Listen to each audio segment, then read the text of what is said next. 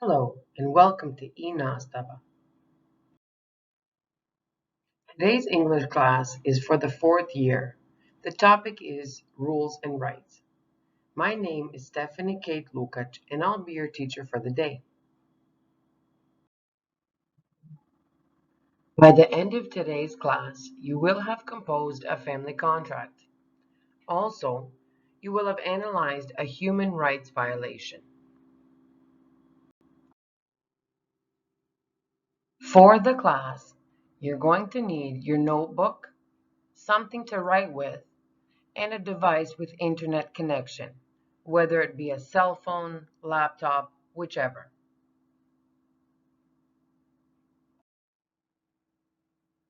I'm certain you know what rules are, and you've all adhered to or perhaps broken some of them in your lives. But let's recap. Rules are statements that indicate obligations or prohibitions, what must or mustn't be done.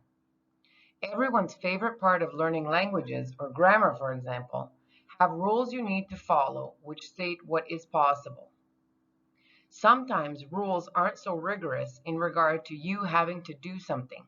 Rather, it can be more of something like a guideline as to what you should or shouldn't do. Although you may not like them, rules are necessary in everyone's life. It would be chaos otherwise. Most parents or guardians have their own set of rules that their children have to follow while they're living under their roof. Of course, they change over time, from childhood to adolescence. Some parents may be stricter, while others may be more lenient. These include chores around the house that you have to do, or curfews. Some might have a set time for homework or device usage, this kind of thing. Another big part of your lives, school, has a strict set of rules students need to follow. Examples include not bringing anything dangerous to school, class behavior, etc. Society has its own set of rules on manners and good behavior. Another huge part of your lives, social media, also include rules on what you can or cannot post or share, for example. So you see, almost every aspect of your lives includes some type of rules which you need to abide by. All of them have consequences in common, should you choose to break these rules.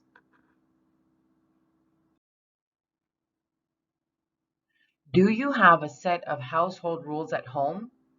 I'm pretty sure you do, but have you heard of a family contract?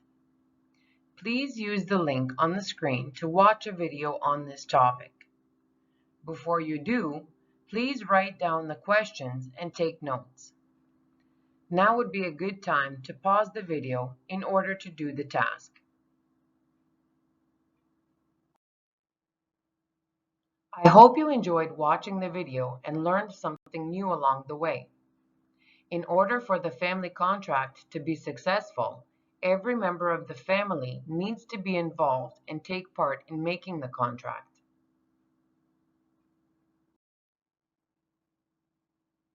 There are three parts of a family contract. First, privileges. What are things that the children would like to be able to do or have? These include, for example, spending free time out of the house, or having a cell phone or driving privileges.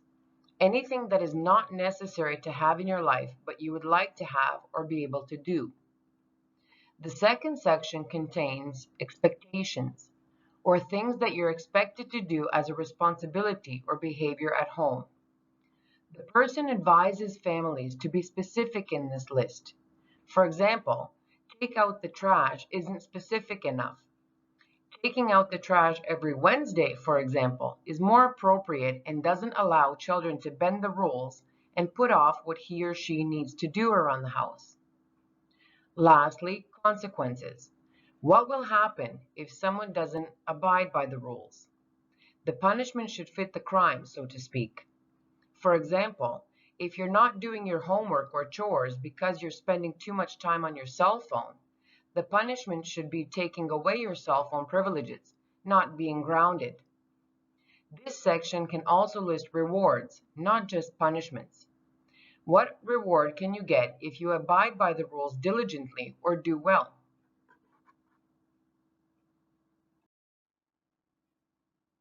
These contracts are effective for various reasons. Since every person in the family is involved, it takes some pressure off of the parents and makes the teenagers become more responsible. It's not just about the parents listing their rules without the children having their say, because everyone has talked about it and come to an agreement.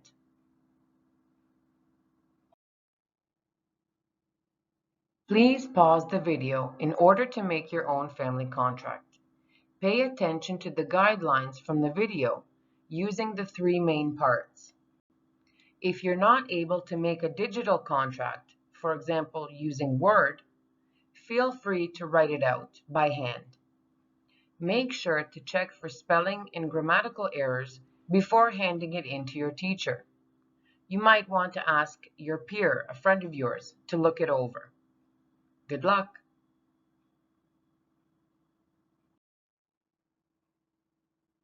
Now that we've covered rules, let's go on to rights. You've all heard the term, I'm sure. These are claims to have or get something or to behave in a particular way.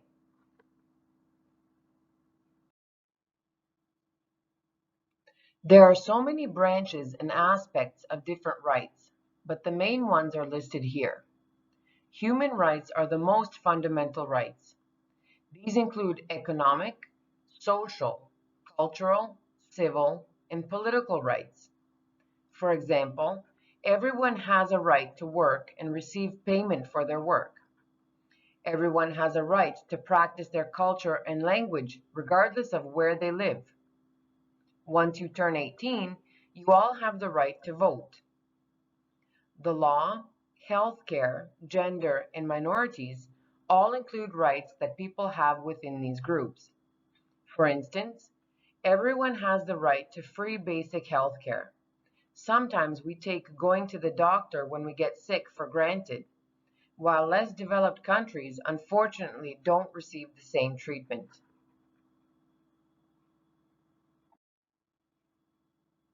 For your next task, I'd like you to pause the video in order to read through the 5 basic rights in our lives with the first link. Once you've read through, use the second link, Rights Match, in order to match up the rights with the type. Good luck!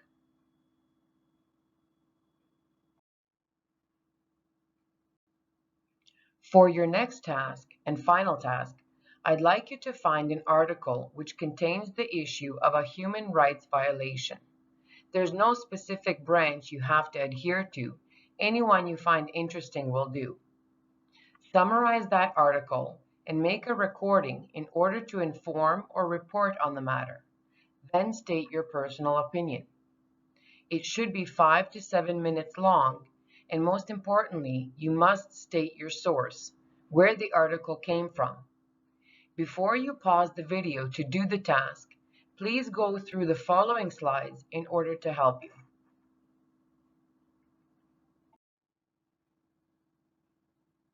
Summarizing an article may be a little daunting because everything seems to be important to mention. It's best to read through the article at least twice, identifying and highlighting key words or phrases. Break the text down into sections, the paragraphs, for example, which are similar in content, and take notes of the key points. You don't have to paraphrase each and every paragraph in your summary. Once you're done with note-taking, develop your main ideas into sentences, and don't forget to include supporting details. It'll then be easier to combine your sentences into paragraphs, and that's your summary. The main rule to remember here is that you mustn't copy any part of the article because it's considered plagiarism and will be punished. Rules and consequences. Use your own words when paraphrasing.